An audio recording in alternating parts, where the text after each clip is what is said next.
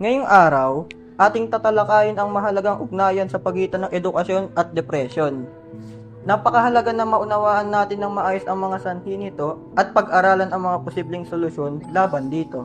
Kayang maapektuhan ng depression ang kahit na sino man, kabilang ang mga estudyante tulad natin.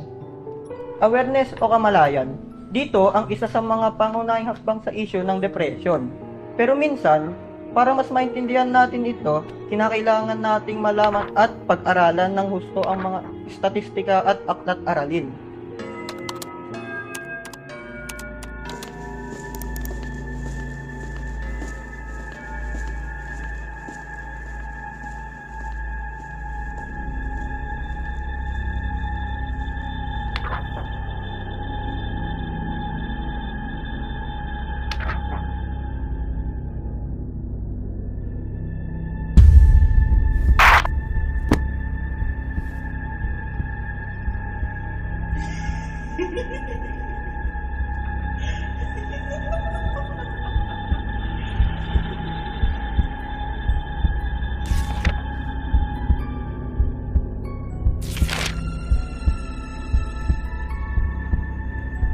Daniel. Sino siya? May mga bagay talaga na hindi maintindihan ng ibang tao. May mga bagay na mapapaisip tayo kung alin ba ang tama at ang mali. Ano ang mas makakabuti at makakapahamak.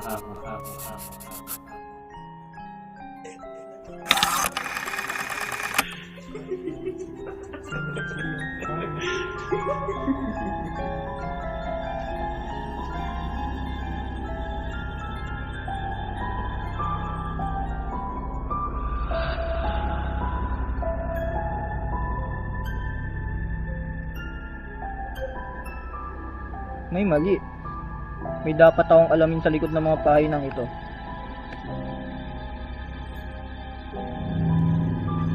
Punong-puno ang nakaraan ni Daniel ng misteryo.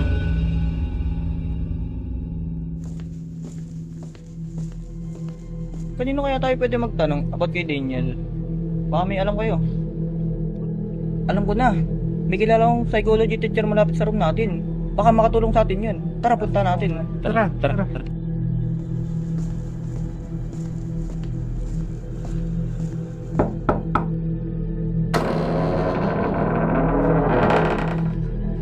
Morning po, Prof.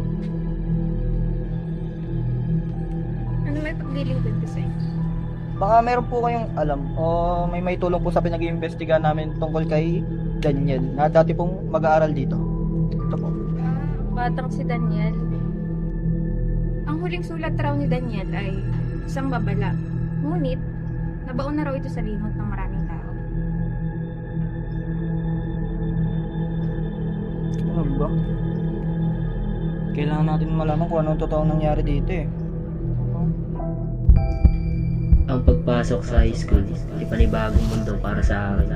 Nakaramdam ko, ako yung estudyante na tila ba pasad-pasad ang bigat ng sarili niyang mundo. Dapat ito yung pinakamagandang parte ng buhay ko, di ba? Mga enjoyable moments, mga nabubuong pagkakaibigan. Pero sa akin, mabigat itong laban.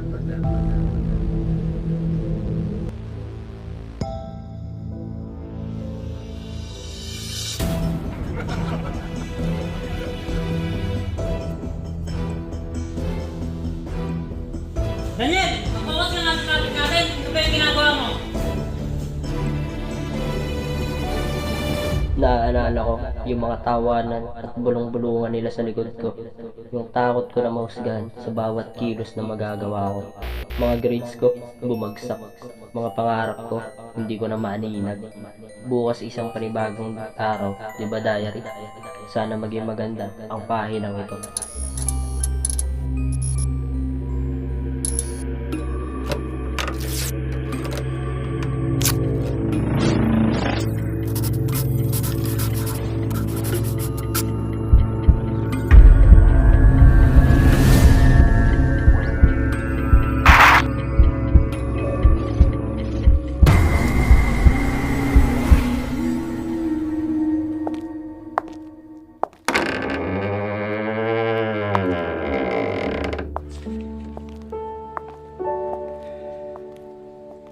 Mas malalim pa lang ang istorya ni Daniel kumpara sa inakala ko.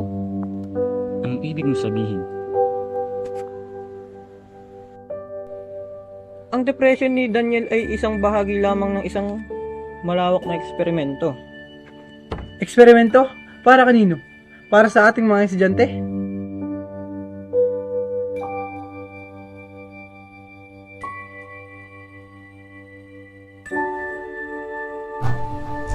Nagsisimula pa lang ang lahat.